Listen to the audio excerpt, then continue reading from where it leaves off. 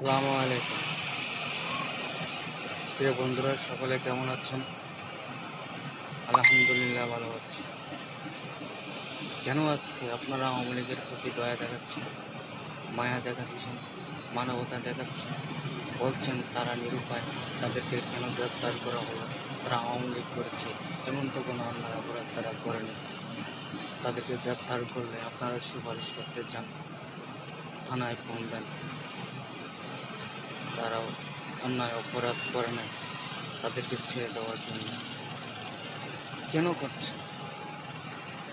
আপনারা করছেন যে আপনারা যারা আজকে এই কর্মকাণ্ডগুলো করছে, যারা আজকে আওয়ামী লীগদেরকে গ্রেপ্তার করলে জামিনের জন্য সুপারিশ করছে, দুঃখজনক হলো তারা সত্য, তারা 16টা বছর তারা আওয়ামী লীগের সাথে তারা রাজনীতি করেছে, তারা আমাদের আন্দোলন সংগ্রাম তারা রাজপথে ছিল না।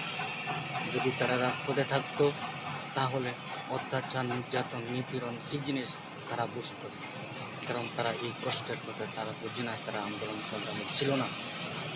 আমি চ্যালেঞ্জ দিয়ে বলতে পারি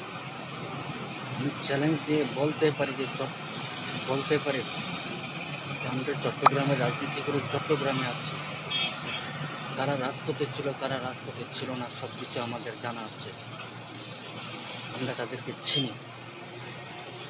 অথচ আজকে সকলের সবার মতো দেবী নেতা সাজে তারা সক্রিয় বিএনপি।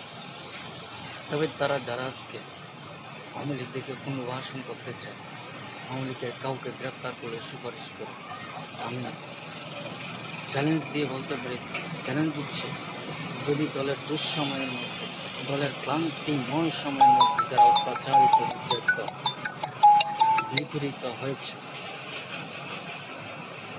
তাদের 10টা ভিডিও সোশ্যাল মিডিয়াতে আপনারা আপলোড করুন যে হ্যাঁ, আমরা অমুক জায়গায় অমুক প্রোগ্রামে আমরা ছিলাম।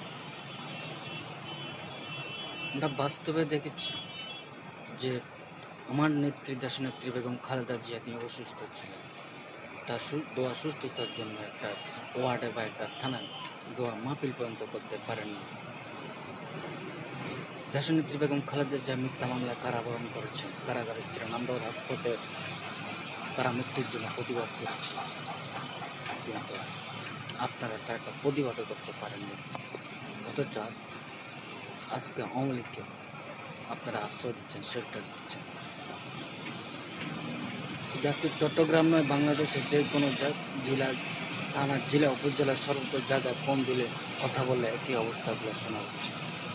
আমি আমার রাজপথের ত্যাগীদেরকে, আন্দোলন সংগ্রাম যে অত্যাচারিত, নির্যাতিত হয়েছে, আমি আপনাদেরকে বলছি, কারাগারে এই সমস্ত কর্মকাণ্ডগুলো করছে, সমস্ত তথ্য সহ নাম, ঠিকানা সহ আপনার ডকুমেন্টগুলো রেখে দিন, সময় এগুলো কাজে লাগবে।